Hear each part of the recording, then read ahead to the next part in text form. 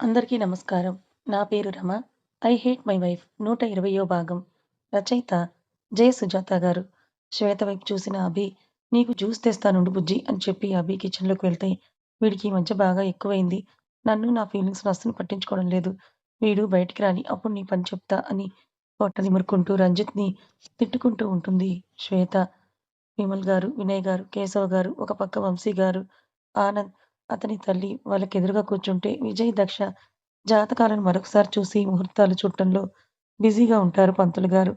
"నా మీద కూడా నీకు నమ్మకం లేదు కదా అను" అని బాధగా అన్న వరుణ్, "సరే నీ ఇష్టం" అని అక్కడి నుంచి వెళ్ళిపోతాడు. తను ఉన్న డిప్రెషన్‌లో వరుణ్‌పై నమ్మకం లేదు అన్నట్టు మాట్లాడింది గానీ, అతనికి అంత కోపం వస్తుందని ఆ క్షణం ఆమెకు అర్థం కాలేదు. తీరా అర్థమయ్యేసరికి కోపంతో అతను వెళ్ళిపోతే, ఛ! ఇలా అనేసానేంటి? చిన్న బావకి కోపం వచ్చినట్టుగా ఉందిగా.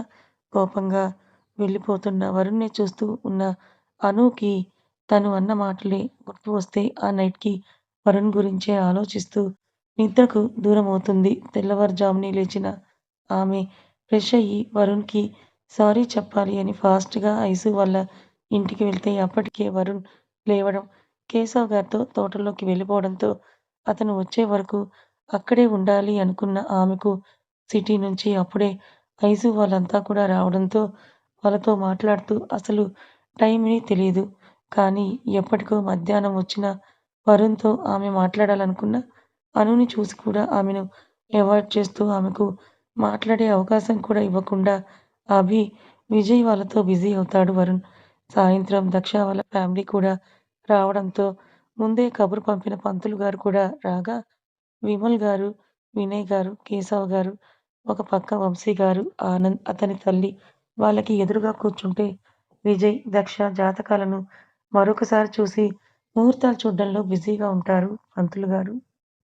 నిండు కడుపుతో ఉన్న శ్వేతను చూసి, ఆమె పక్కనే ఉన్న రంజిత్‌ను, మరొక పక్క ఉన్న అభిని చూసి వాళ్ళు విజయ్‌ను ఆట పట్టిస్తూ నవ్వుకుంటూ ఉంటే, వాళ్ళ నవ్వులు చూడలేక ద్వేషంతో రగిలిపోతున్న ఆనంద్ వాళ్ళ అమ్మ, "నా కొడుకుని ఈ ఇంటికి అల్లుడిని చేసి ఆస్తి నొక్కేద్దామని అనుకుంటే అది కుదరలేదు సరికదా పుట్టగానే తల్లి, తండ్రిని మింగేసిన ఈ దురదృష్టవంతురాలు మాత్రం గొప్పింటికి కోడలవుతోందని" తోడికోడలు కూతురు అయిన దక్షను విమల్ ఇంటి పెద్ద కోడలిగా, డైరెక్టర్ విజయ్ భార్యగా ఆమె వైభోగాన్ని చూసి ఈర్ష్యతో నోట్లో గొణుక్కుంటున్న ఆవిడ ఆ క్షణం నాకీ పెళ్లిష్టం లేదని గట్టిగా అరిచి, దక్షను ఏ అనామకుడికో, ఎవడూ లేని అనాథకో ఇచ్చి పెళ్లి చెయ్యాలనేంతగా ఆమె మనసులో ఉన్న కుళ్ళుని ఆ క్షణం బయట పెట్టలేకపోతే, అక్కడ నీ వల్ల ఏమైనా గొడవ జరిగితే నీకు కనిపించినంత దూరంగా నేను వెళ్ళిపోతాను అని ఆనంద్ ముందే ఆమెని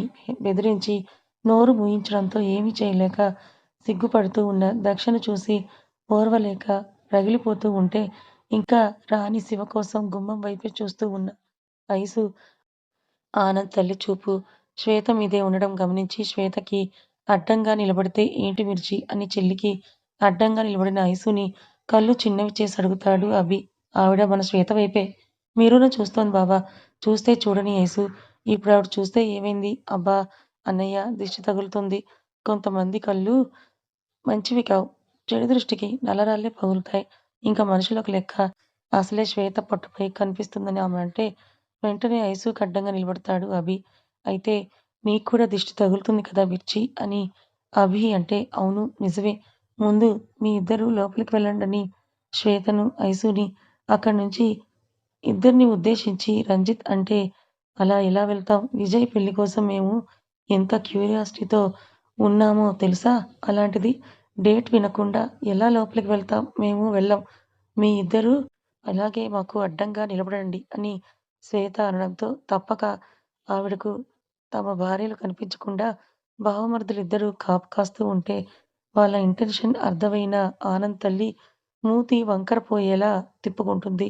కేశవ ఇద్దరి జాతకాల్ని ప్రకారం మరో 20 రోజుల్లో అంటే కార్తీకం వెళ్లి మార్గశిరం వచ్చాక కరెక్ట్‌గా 15 రోజుల్లో వరుసగా 3, 4, 5 ఇలా 3 రోజుల ముహూర్తాలున్నాయి. మీరు ఏది పెట్టమంటే అదే పెడతాను అని పంతులు గారు అంటే 3వ తారీఖునే కన్ఫర్మ్ చేయండి పంతులు గారు అని మన ఆత్ర పెళ్లి కొడుకు విజయ్ ఆగలేక అంటే, అంత దగ్గరలోనా? అప్పుడే కాదు ఇంకొక నెల టైంలో పెట్టండి అని అంటుంది ఆనంద్ తల్లైన దక్ష పెద్దమ్మ.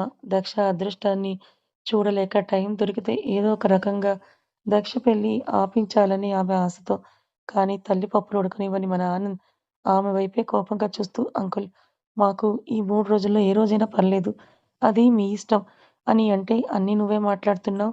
మీ డ్యాడీ ఏం మాట్లాడ్డా? అని అన్న వినయ్ గారి చూసిన వంశీ గారు వాడి మాటే మా మాట అని అంటే, లేదు పెదనాన్న నాకు మీ నిర్ణయమే కావాలి. తల్లి, తండ్రి లేని నన్ను చిన్నప్పటి నుంచి అన్నీ మీరే పెంచారు. ఆడపిల్లకు జరగాల్సిన అన్ని ముచ్చట్లు ఇప్పటి వరకు నాకు మీ చేతుల మీదుగానే జరిగాయి. అలాగే నా లైఫ్‌లో ముఖ్యమైన ఘట్టం అయిన ఈ పెళ్లి కూడా మీ చేతుల మీదుగానే జరగాలి అని దక్ష, వంశీ చేతులు పట్టుకొని అనగానే, ఇప్పటికి మీ పెదనాన్న గుర్తొచ్చారా ఏంటి? అని అప్పటి వరకు సమయం కోసం ఎదురు చూస్తున్న ఆమె పెద్దమ్మ దెయ్యమని అరిస్తే ఉలికిపడిన దక్ష భయపడుతూ నిలువెల్లా మునిగిపోతూ ఉంటే ఆమెను అలా చూసి తన దగ్గరికి వెళ్ళబోయిన విజయ్ చెయ్యి పట్టుకొని ఆపేస్తారు వినయ్ గారు. నా సంగతి వదిలేయ్. నిన్ను అల్లారు ముద్దుగా పెంచినందుకు మీ పెదనాన్న నిర్ణయం నువ్వు అని ఆవిడనేసరికి నోరు పెగలకపోయినా సరే చెప్పాను కదా పెద్దమ్మా అని వణుకుతున్న గొంతుతో ఆమె అంటే నోర్మి అని కసిరిన ఆమె అరుపులకి భయంతో ఆనంద్ చేయి గట్టిగా పట్టుకుంది దక్ష. దాంతో మమ్మీ అని అతను అసహనంగా అంటే నువ్వు మాట్లాడక ఆనంద్ అని కొడుకు నోరు మూయిస్తే అమ్మ బాబు పోయి అటు మీ అమ్మ తరపు వాళ్ళు వదిలేసిపోతే దిక్కు లేకుండా ఉన్న నిన్ను చేరదీశాడు కదే. నువ్వు ఎక్కడుంటే అక్కడ శని నడినెత్తి మీదకెక్కి తాండవం ఆడుతుందని తెలిసినా నిన్ను తీసుకొని వచ్చి నా నట్టింట్లో పెట్టాడు. మరి మీ పెదనాన్నకు నీ ప్రేమ గురించి చెప్పావేమి? ఈరోజు ఏదో వల్లమాలిన ప్రేమ ఉన్నట్టు అందరి ముందు ఇలా నాటకాలాడుతున్నావు. డబ్బున్నోడు దొరికేసరికి మమ్మల్ని వదిలేసావు కదే!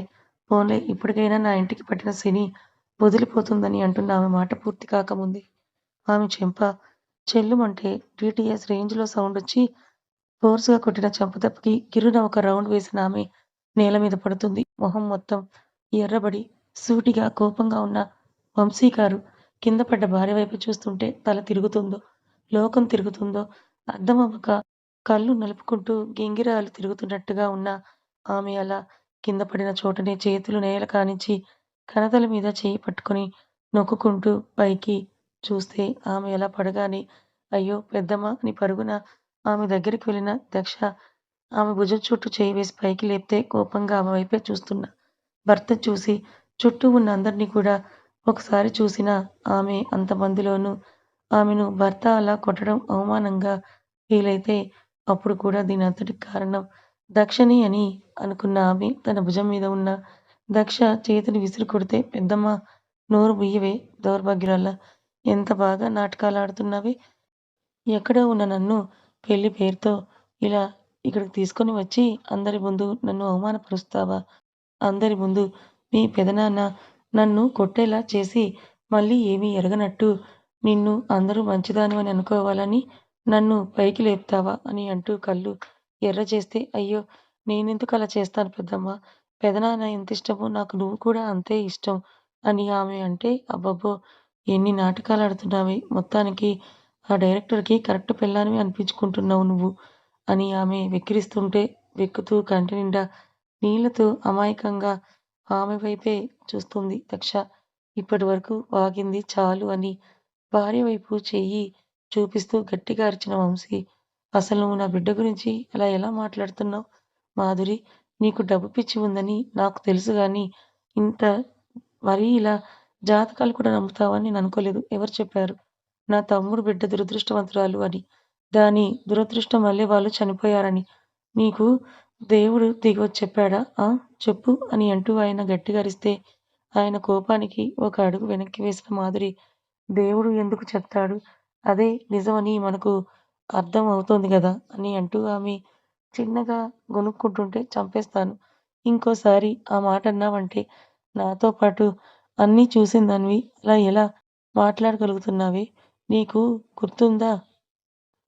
దక్షని నేను మన ఇంటికి తీసుకొని రాకముందు మన పరిస్థితి ఎలా ఉందో ఒక పూట గడవడానికి కూడా చాలా కష్టంగా ఉండేది. మన ఆస్తంతా కోర్టు గొడవల్లో ఉంటే నేను డాక్టర్ ప్రాక్టీస్‌లో ఉండి 2 సంవత్సరాల వయసు ఉన్న ఆనంద్‌తో నీకిల్లు గడవడం ఎంత కష్టంగా ఉండేది. కానీ నా తమ్ముడు, మరదలు వాళ్ళ ఆయుష్షు తీరి రోడ్డు యాక్సిడెంట్‌లో వాళ్ళు చనిపోతే అనాథగా ఉన్న నా తమ్ముడు కూతుర్ని నేను మన ఇంటికి తీసుకొనొచ్చాను. కానీ నువ్వు గమనించావో లేదో అప్పటి వరకు తేలని కోర్టు తీర్పు నా ఆడబిడ్డ మన ఇంటి మహాలక్ష్మి మన ఇంటికి రాగానే కోర్టు తీర్పు రావడమే కాదు మన ఆస్తి మొత్తం మనకు దక్కింది.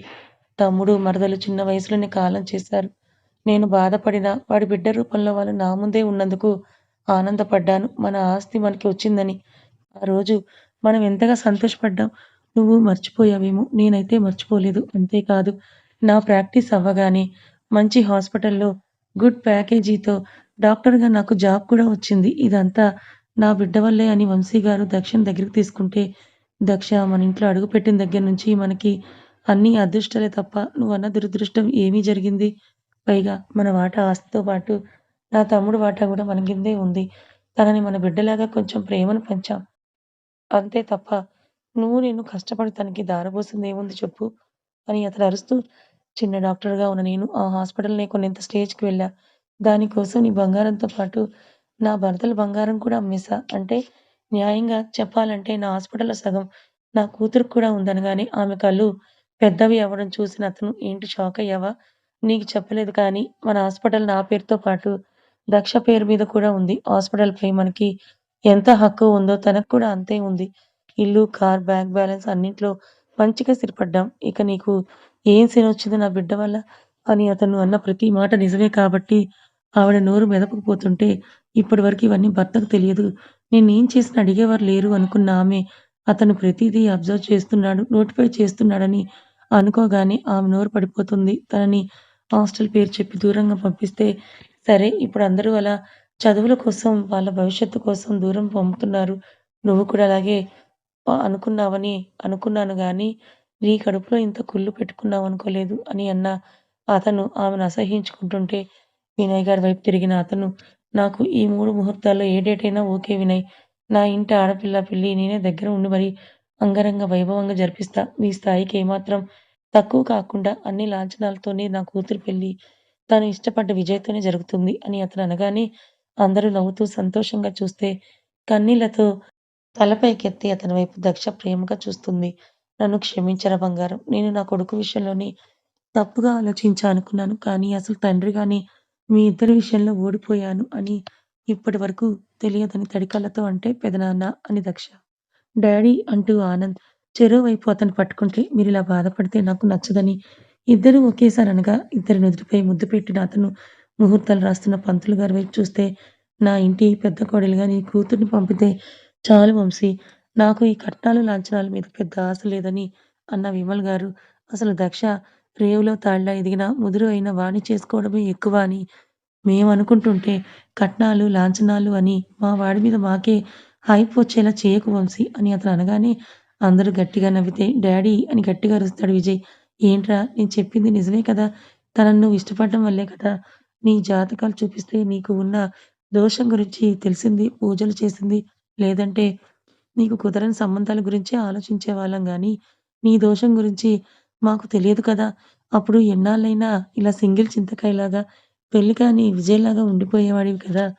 అని విమల్ గారంటుంటే, ఇవి మాత్రం కరెక్ట్ విమల్ అని అంటున్న పంతులు గారిని కొరకొరా చూస్తూ గట్టి గట్టిగా నవ్వుతున్న అభి, శ్వేతల వైపు చూసి పళ్ళు కొరుకుతూ నవ్వు ఆపుకుంటున్న దక్ష నడుముపై గిల్లి ఆమెను అర్పిస్తాడు కాబోయే కొత్త పెళ్ళికొడుకు. సడెన్‌గా అతను అలా గిల్లగానే ఉలిక్కిపడిన ఆమె వస్తున్న నవ్వుని కాదు కెవ్వుమన్న కేకను కూడా నోట్లోని కష్టంగా మింగేస్తే అతని వైపు మిర్రున చూసిన దక్ష ఇప్పుడు నవ్వు అన్నట్టు ఇస్తున్న అతని ఎక్స్‌ప్రెషన్‌కి ఆపుకున్న నవ్వును మళ్ళీ గట్టిగా నవ్వేస్తుంది. ఓయ్! మీ పెదనాన్న మాటలకు స్క్రూ గాని లూజ్ అయిందా? గిల్లితే నవ్వుతున్నావేంటే? కోతిలాగా ఎక్స్‌ప్రెషన్ ఇస్తే నవ్వరా మరి? అని నవ్వుతూనే అన్న దక్ష చుట్టూ ఉన్న అందరిని ఒకసారి చూసి ఇబ్బందిగా సిగ్గుతో తలదించుకుంటే వాళ్ళిద్దరిని చూస్తూ అందరూ నవ్వుకుంటే దక్ష అలా సిగ్గుపడడం చూస్తున్న విజయ్ బాడీలో రకరకాలుగా ఉంటే చంపుతున్నావు కదే రాక్షసి అని ఆమె వైపే ఇంటెన్స్డ్‌గా చూస్తూ చీక్స్ కొరుక్కుంటాడు. పంతులు గారు ఆ మూడిట్లో ఏదో ఒక మంచి ముహూర్తం మీరే చెప్పేయండి అని కేశవ్ గారు అనగానే ఆయనే ఒక డేట్ ఫిక్స్ చేసి దాన్ని రాసి అందరికీ చదివి వినిపిస్తారు. అందరూ కలిసి డిన్నర్ చేసేస్తే దక్ష తన ఫోన్‌కొచ్చిన మెసేజ్ చూసి ఇప్పుడే వస్తా అని బయటకు వెళ్ళిన దక్షని చూసి అది విజయ్ పనే అని శ్వేత, ఐసు ఒకరి ఫేస్ ఒకరు చూసుకొని నవ్వుకుంటే పెరట్లో ఉన్న ఆమె చేయి పట్టుకొని ఒక్కసారిగా లాక్కెళ్ళిపోతాడు విజయ్. "ఎక్కడికి విజయ్ గారు?" "ఉష్ మాట్లాడకని" నోటి మీద వేలు పెట్టి అన్న విజయ్ ఆమెను ఒక చెరువు దగ్గరికి తీసుకొని వెళ్తే చుట్టూ చీకటిగా ఉన్న చంద్రుడి కిరణాలు చెరువు వాటర్‌లో పడి రిఫ్లెక్ట్ అయి ఉన్న లైటింగ్ వెలుగులా ప్రకాశవంతంగా ఉన్న ఆ ప్లేస్‌ను చూసి ఇక్కడికెందుకు తీసుకొనొచ్చారని విజయ్ చేతిని భయంగా చుట్టుకొని అడుగుతుంది.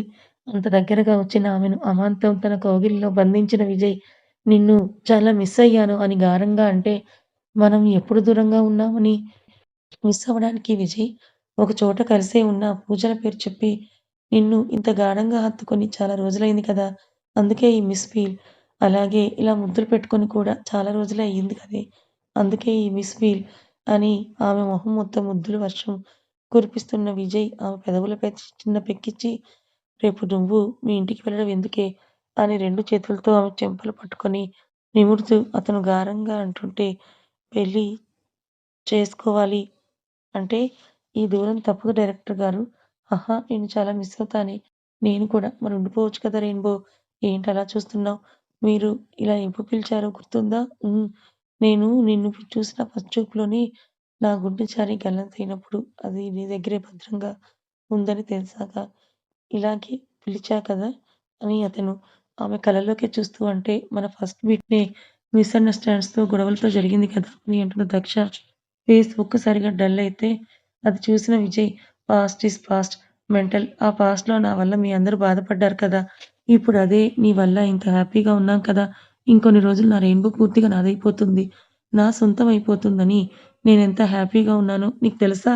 ఒక క్షణం కూడా నిన్ను నా నుంచి దూరం కానివ్వనని అతనంటుంటే చిన్నగా నవ్విన ఆమె, కానీ మిమ్మల్ని పెళ్లి చేసుకుంటే మీ ఫ్యామిలీలో ఒకదానినవుతాను. దానివల్ల అందరూ నిజంగానే హ్యాపీగానే ఉంటారు గదా! అని అంటే, నువ్వు హ్యాపీగా ఉంటే నేను నా వల్ల అభి, అభి వల్ల ఐసు, ఐసు హ్యాపీగా ఉంటే ఆల్‌మోస్ట్ అందరూ కూడా హ్యాపీగా ఉంటారు.